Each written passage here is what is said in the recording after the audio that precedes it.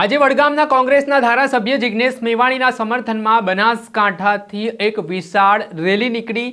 જે રેલી દરમિયાન જે રીતે ધારાસભ્ય જિગ્નેશ મેવાણી દ્વારા થોડાક દિવસ પહેલા ડ્રગ્સ અને દારૂનો મુદ્દો ઉઠાવ્યો હતો, તેને લઈને લોકો તેમના સમર્થનમાં રસ્તા ઉપર ઉતરી આવ્યા અને એ દ્રશ્ય સામે આવ્યા છે કે હજારોની સંખ્યામાં લોકો ધારાસભ્યને સમર્થન આપવા માટે બનાસકાંઠા જિલ્લા કલેક્ટર કચેરીએ પહોંચ્યા છે અને આવેદનપત્ર પાઠવ્યું છે અને શું વાત કહી છે વિગતે વાત કરી।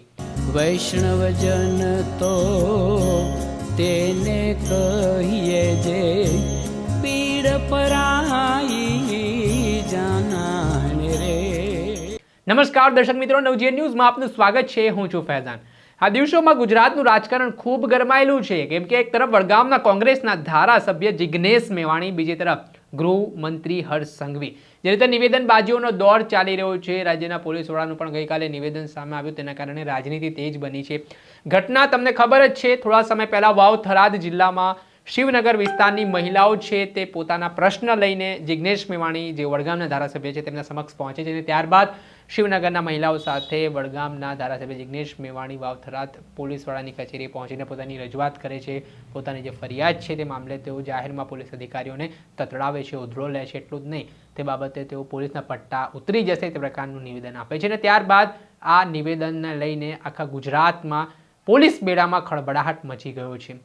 થોડાક દિવસ પહેલા કચ્છ, બનાસકાંઠા સહિતના જિલ્લાઓમાં જિગ્નેશ મેવાણીના વિરોધમાં પોલીસ પરિવાર દ્વારા રેલીઓ કાઢવામાં આવી, વિવિધ સૂત્રોચ્ચાર કરવામાં આવ્યા, પરંતુ હવે જિગ્નેશ મેવાણીના સમર્થનમાં બનાસકાંઠામાં લોકો રસ્તા ઉપર પણ ઉતર્યા હોય તેવી સ્થિતિનું નિર્માણ થયું છે। જે રીતે આપ દ્રશ્યમાં જોઈ શકો છો કે હજારોની સંખ્યામાં લોકોના ટોળે ટોળા છે તે જિગ્નેશ મેવાણીના સમર્થન કરતા પોસ્ટરો સાથે ઉતરેલા જોવા મળ્યા છે અને આ બનાસકાંઠા જિલ્લા કલેક્ટર કચેરીએ આ રેલી પહોંચી હતી, જ્યાં બનાસકાંઠાના સાંસદ જ્ઞાનીબેન ઠાકોર તેમજ કોંગ્રેસના જે આગેવાનો છે તેમના દ્વારા આ રેલી જે કાઢવામાં આવી તે બાબતે નિવેદન આપવામાં આવ્યું અને આજના જે જિગ્નેશ મેવાણીના સમર્થનમાં રેલી હતી તે મામલે શું કહી રહ્યા છે જ્ઞાનીબેન ઠાકોર તે સાંભળો।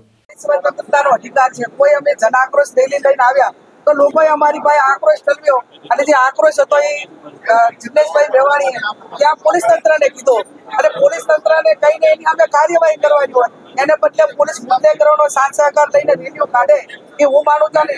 જે પોલીસ પગાર લે છે એ કોઈ ભાજપના કે બુટલેગરોના ખિસ્સાના પૈસા નથી લેતા, હા હપ્તા લેતા હશે, પણ જે પગાર લે છે એ તો લોકોના ટેક્સના જીએસટીના સવારથી કરીને સાંજ સુધી નાનામાં નાનો માણસ ટેક્સ ભરે છે અને ટેક્સના પૈસાનો તમે પગાર લો છો ત્યારે તમે પ્રજાને વફાદાર રહો।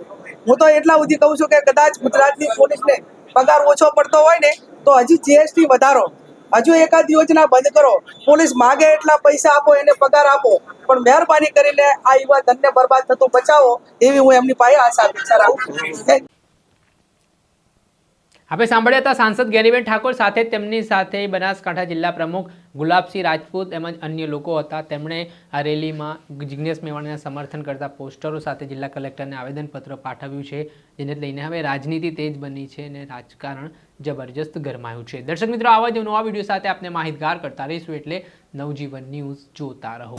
વૈષ્ણવજન તો તેને કહીએ જે પીડ પરાઈ